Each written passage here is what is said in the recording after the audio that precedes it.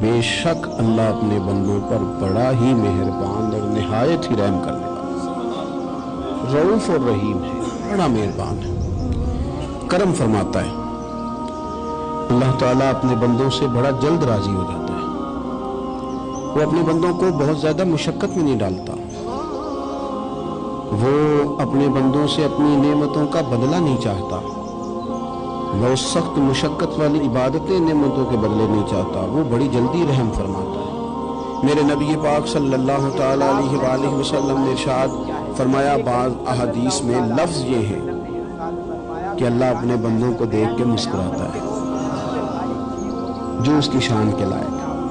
جس ترتیب سے ہم مسکراتے ہیں، جس ترتیب سے ہم روتے ہیں، جس ترتیب سے ہم کسی بات کا اظہار تشکر کرتے ہیں، خدا ان باتوں سے پاک ہے۔ بہت ساری حدیثوں میں آیا کہ وہ مسکراتا ہے، تو کیا مطلب ہے مسکرانے کا؟ علماء تفسیر نے لکھا ہے مسکرانے کا مطلب یہ ہے کہ وہ بڑا ہی راضی ہوتا ہے اپنے بندے سے، بڑا راضی ہوتا ہے، یہ مطلب ہے۔ ایک تو مسکرانے کا مطلب یہ ہے کہ وہ بڑا راضی ہو گیا، بڑا راضی ہو گیا، وہ مسکرا دیا اپنے بندے پہ۔ اور ایک اس کا معنی خود نبی پاک صلی اللہ تعالیٰ علیہ وسلم نے بیان فرمایا، مسند امام احمد بن حنبل میں حدیث ہے، حضور سید عالم علیہ السلام سے صحابہ نے پوچھا، یا رسول اللہ شہید تو بڑے لوگ ہوتے ہیں، شہیدوں میں افضل کون ہے؟ تو اللہ کے حبیب علیہ السلام فرمانے لگے، وہ والا بندہ جو ڈٹ گیا تھا کافروں کے مقابلے میں، وہ ہلا نہیں، پوری طرح ڈٹ کے جو لڑا، وہ شہداء میں افضل ہے۔ حضور فرماتے ہیں وہ جنت کے بالا خانوں میں سیر کرے گا اور رب اسے دیکھ کے مسکرائے گا، رب اسے دیکھ کے مسکرائے گا، اللہ تعالیٰ مسکراتا ہے اسے دیکھ کے۔ اور اگلے جملے میں حضور نے وضاحت کر دی، فرمایا جب رب دنیا میں کسی پر مسکراتا ہے نا، تو اس کا معنی یہ ہے کہ قیامت میں پھر اللہ اسے حساب کوئی نہیں لے گا۔ جس پر اللہ دنیا میں مسکرا دیا اس سے کوئی حساب ہے تو وہ کام ڈھونڈنے چاہیے نا جس سے اللہ مسکرائے۔ ویسے کبھی ہم ایسا کرتے ہیں کہ نہیں کہ کسی کو راضی کیا جائے؟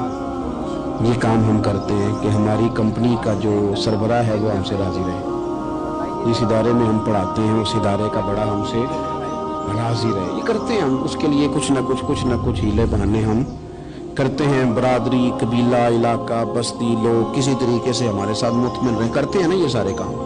اس میں تھوڑی مشکل بھی ہمیں آتی ہے لیکن کرتے ہیں، کیا کریں؟ گھر میں بھی کئی دفعہ ایسا ماحول بنانا پڑتا ہے۔ چلیں ایک اور میٹھی مثال دیتے ہیں، زیادہ سمجھ میں آئے گی۔ چھوٹا بچہ خوش رہے، آپ اس کے لیے محنت نہیں کرتے، وہ چھوٹا ہے، اس کو خوش کرنا فرض ہے ابا پہ، لیکن وہ کہتا ہے کہ میں نے موٹر سائیکل لینا ہے، چھوٹا ہے چلا ہی نہیں پائے گا، تو ابا پھر اسے راضی کرتا ہے، کہتا ہے بیٹے چھوٹا سائیکل لے لے، چل میں تجھے اڑانے والا جہاز لے دیتا ہوں۔ مقصود کیا ہے کہ اس کو ناراض نہیں کرنا، یہ روئے نہ، اس کا دل نہ ٹوٹے۔ ہو یارو سنو نا میں کیا کہہ رہا ہوں، اگر چھوٹے بچے کے لیے وہ چیزیں ڈھونڈتے ہو، میرے ابا جی نا اپنے نواسے کے لیے کھلونا لے کے آئے تو بچہ بڑا ہی کھیلا تو ابا جی کہنے لگے لو پیسے پورے ہو گئے میرے، بچے کو پسند بڑا ہے نا، پیسے پورے کر چھڑے نے، انہیں دیکھو نا جی کتنا اس کو راضی ہوا ہے۔ تو انسان کیا کرتا ہے کہ کوشش کرتا ہے، چھوٹا بچہ بھی ناراض نہ ہو تو وہ چیزیں وہ ڈھونڈتا ہے کہ اس کو کیا پسند ہے، چاکلیٹ لے جاؤں، فلاں چیز لے جاؤں، آئس کریم لے جاؤں۔ تو ایک بچے کے لیے، گھر کے لیے، سربراہ کے لیے اتنی محنت کرتے ہو تو وہ کام بھی ہمیں ڈھونڈ کے تلاش کرنے چاہیے نا جس سے رب راضی ہوتا ہے، اللہ راضی ہوتا ہے۔ بتاؤں وہ کون کون سے کام ہیں؟ نبی کریم صلی اللہ تعالیٰ علیہ وسلم نے ارشاد فرمایا، 3 لوگ ہیں جنہیں دیکھ کے رب مسکراتا ہے۔ یا رسول اللہ صلی اللہ علیہ وسلم وہ کون کون سے؟ تو محبوب فرمانے لگے، ایک وہ بندہ ساری مخلوق سوئی ہے، آدھی رات ہے، رات کا پچھلا پہر ہے، اس نے اٹھ کے وضو کر لیا، مصلی پہ کھڑا ہو گیا خدا کی یاد میں، فرمایا اسے دیکھ کے رب مسکراتا ہے جو اس کی شان کے لائق ہے، مسکراتا ہے اللہ۔ یہ تو سونے کا ٹائم تھا، یہ تو گہری نیند آنے کا وقت تھا، رات کا پچھلا پہر، رات پوے تے بے درداں نو نیند پیاری آوے، تے درد منداں نو یاد سجن دی ستیاں وی آن جگاوے، اور ساون کی کالی راتوں میں جب بوندا باندی ہوتی ہے، وہ راتوں کو اٹھ اٹھ روتے ہیں جب خلقت ساری سوتی ہے، اللہ مسکراتا ہے۔ اور سننا میرے بھائی، میرے نبی پاک صلی اللہ تعالیٰ علیہ وسلم فرماتے ہیں جب مسلمان نماز کے لیے صفیں بناتے ہیں نا तरतीब लग रही होती है। अब अल्लाह की बारगाह में खड़े होंगे, क़याम करेंगे, रुकू करेंगे, सुजूद करेंगे। फरमाया जब मोमिन सफ़े बनाते हैं तो रब देख के मुस्कुराता है, मुस्कुराता है। कमाल हो गए उरूज बंदगी का, जो बंदे को देख के रब मुस्कुराए। खुदा बंदे से खुद पूछे बता तेरी रजा क्या है, मुस्कुराता है। और मेरे नबी पाक अलैहिस्सलाम फरमाते हैं जब मुजाहिद जिहाद के लिए सफ़े सीधी कर, मेरे नबी ने फरमाया अगर तुम्हें आज तो ये रब के नाम पे मरने ही, ये सफ़े में खड़े होंगे, तरतीब से लड़ेंगे, तरतीब से गला काटेंगे काफिरों का या शहादत लेंगे। फरमाया जब जिहाद के लोग सफ़े बनाते हैं तो रब उन्हें देख के मुस्कुराता है। कितने नसीबों वाला वो बंदा है जिसे देख के मुस्कुरा दिया। ओ यार, कभी तेरा बेटा तेरे सामने मुस्कुराए ना छोटा, तो तेरा दिल बाग बाग हो जाता है। तेरी माँ बीमार किसी एक दिन सही तरह हंस पड़े तो तबीयत खुश हो जाती। मुझे बताओ ना, जिसका रब भी उसे देख के हंस पड़े, जो उसकी शान के लायक है, क्या उस बंदे के नसीबे हैं, क्या उसके मुकद्दर हैं। आप उस मकाम पर अपने आप को लाएं। अब देखे ना, ये हदीस आपने सुन ली। अब हमने ना इस तरह सफ़े नहीं बनाने जिस तरह सारी दुनिया, अब जरा सफ़े भी शौक से बनाएंगे। आप जरा थोड़ा सा शौक पैदा करेंगे, भाई ये तो मैं वो काम करने लगा हूं जिसे देख कर रब मुस्कुराता है। नबी पाक सल्लल्लाहु अलैहि वसल्लम ने फरमाया जब कोई बंदा तौबा करता है ना, हम तौबा का रट्टा लगाते हैं, या अल्लाह मेरी तौबा या। और तौबा का तो मतलब ये है कि पिछले गुनाहों से पक्की तौबा, आज के बाद ये गलती ना करने का पक्का वादा। उन्हें सारी शबे बरात रो के गुजारी है, बता सवेरे झूठ जोड़ने का इरादा है तेरा, आज के बाद रिश्वत तो नहीं ना लेगा, मिलावट तो नहीं ना करेगा, ये तौबा है। और अगर सारे काम उसी तरह करने तो फिर ये तौबा का रट्टा है, जितने मर्जी लगाओ। हजरत अली बिन रबिया रदी अल्लाह तआला अन्हु फरमाते मैं मौला अली के साथ था, मकाम हर्रा की तरफ जा रहे थे। हजरत अली ने हाथ उठा के दुआ मांगी हमारी तालीम के लिए, वरना हजरत अली हम सहाबा को महफूज अनिल खता तो मानते हैं ना।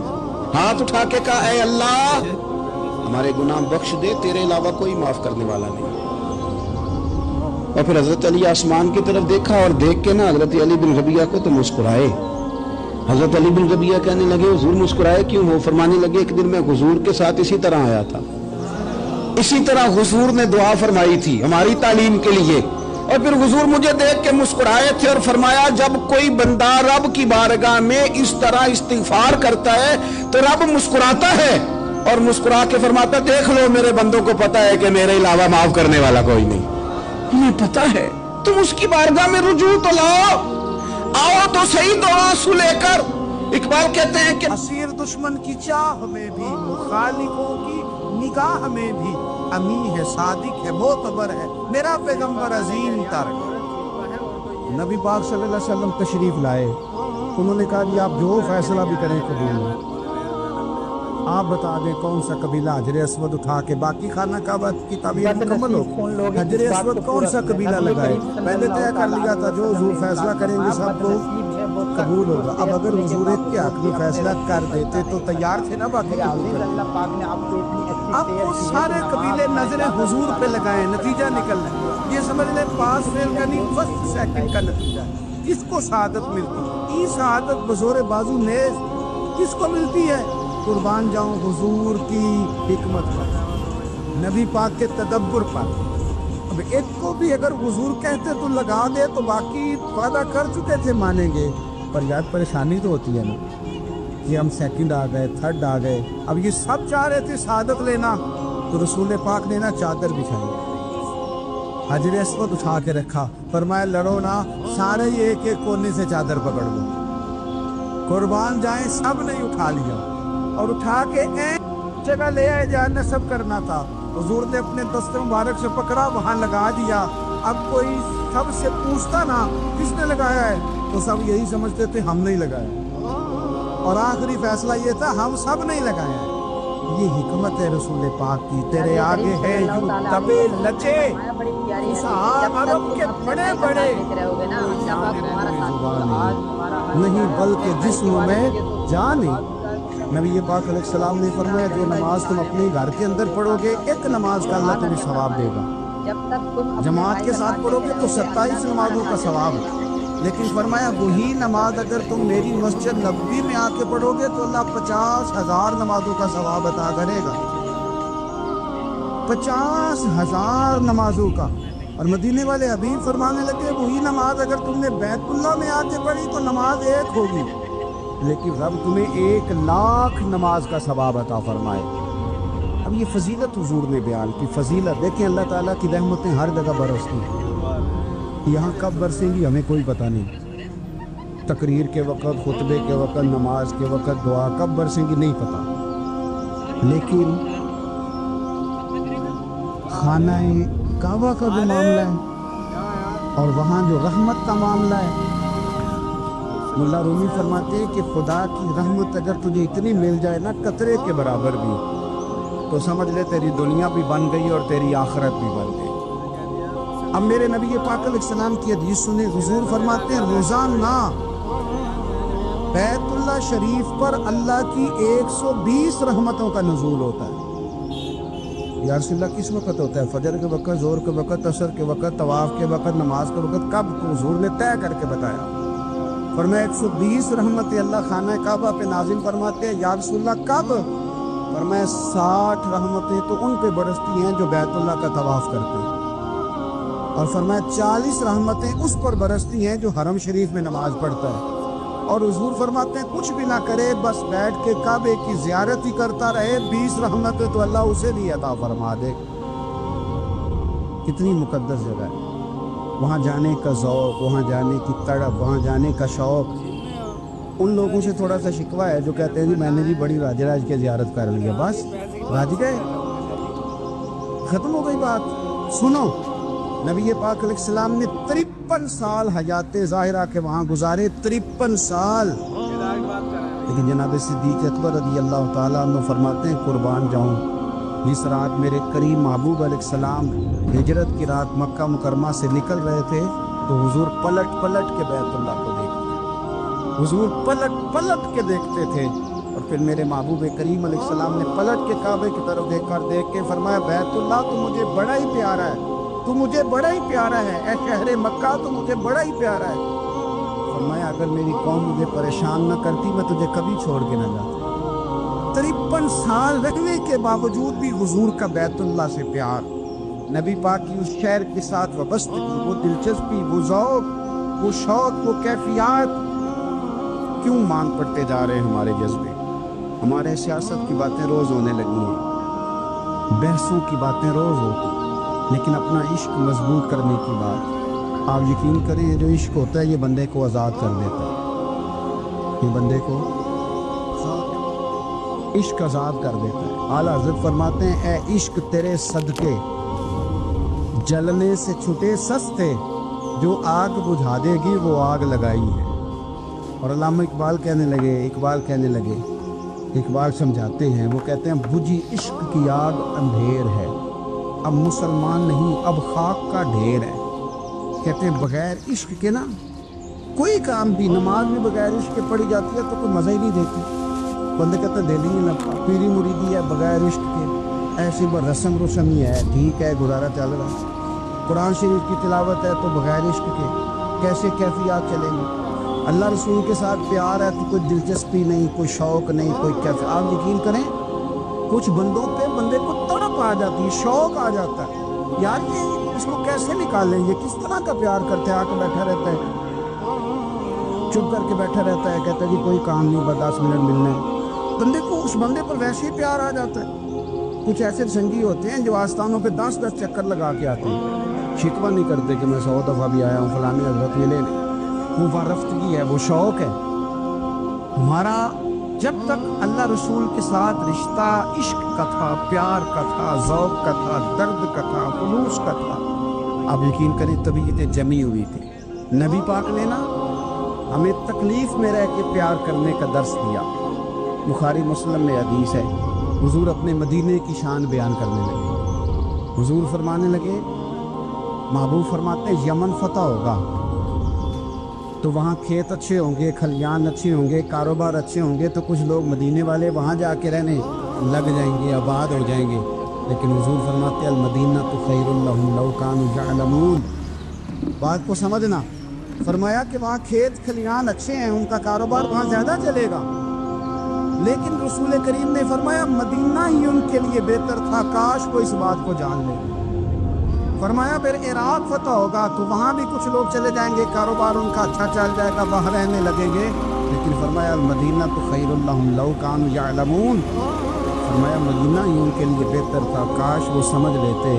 اور میرے نبی پاک علیہ السلام نے فرمایا جو مدینے میں ڈٹے رہیں گے اور مدینے کی تکلیفوں پر صبر کریں گے, اذیتوں پر صبر کریں گے, فرمایا اگر وہ گناہ گار ہوں گے مدینے میں رہنے والے تو میں قیامت میں ان کی سفارش کروں گا, اور اگر نیکوکار ہوں گے تو میں اللہ کی بارگاہ میں ان کی نیکیوں پر گواہ بن جاؤں گا, گویا میں ان کے ساتھ رہوں گا. مدینے کے ساتھ نبی پاک کی جو محبت ہے, حضور کا جو پیار ہے, جس رات میرے نبی پاک صلی اللہ علیہ وسلم مکہ مکرمہ سے نکل رہے تھے نا مدینہ طیبہ جانے کے لیے, تو حضور نے دعا فرمائی, کہا اے اللہ تو نے مجھے اس شہر سے نکالا جو مجھے بڑا ہی پیارا تھا, اے اللہ یہاں بڑی یادیں تھیں, بڑا پیار تھا, تو نے وہاں سے نکالا جو مجھے بڑا پیارا تھا, اے اللہ اب تو مجھے اس شہر میں داخل فرما جو تجھے بڑا پیارا ہے, وہاں داخل فرما جو تجھے بڑا پیارا ہے. مدینہ طیبہ کے لیے نبی پاک نے دعا فرمائی, کہا ہے اللہ تیرے نبی ابراہیم علیہ السلام نے مکے کے لیے دعا کی تھی, میں مدینے کے لیے دعا کرتا ہوں, اللہ مدینے میں دگنی برکت عطا فرما. اللہ کے محبوب علیہ السلام کی خاص دلچسپیاں مدینہ طیبہ کے ساتھ. مدینے والوں نے نا حکمرانی نہیں کی, تو حضور نے پہلے کہہ دیا تھا خلیفہ قریش میں سے ہوگا, لیکن حکمرانی نہیں کی, غلامی کی. مدینے والوں نے نبی پاک کے دروازے کی گدائی کی. مدینے والے ہر میدان میں حضور کے سامنے کھڑے ہوئے دشمن کے مقابلے میں. مدینے والوں نے پیار کیا, اس لیے میرے نبی پاک علیہ السلام نے فرمایا اگر لوگوں کے دو گروہ ہو گئے, دو لائنوں میں لوگ چلنے لگے, ایک لائن ادھر چل رہی ہے ایک ادھر چل رہی ہے, تو حضور فرماتے ہیں میں تو اس لائن میں چلوں گا, اس قطار میں چلوں گا جس میں مدینے کے لوگ چل رہے ہیں. انصار مدینہ کے ساتھ حضور کا پیار, اس شہر کے ساتھ حضور کی دلچسپیاں, پیار. دیکھیں نا بندہ جب اپنے گھر واپس لوٹ کے آتا ہے تو شوق ہوتا ہے ذرا جلدی سے نا گھر پہنچ جاؤں, ذرا تھوڑا جلدی چلا جاؤں. کئی سفر سے آئے, صحابہ فرماتے ہیں کہ جب نبی پاک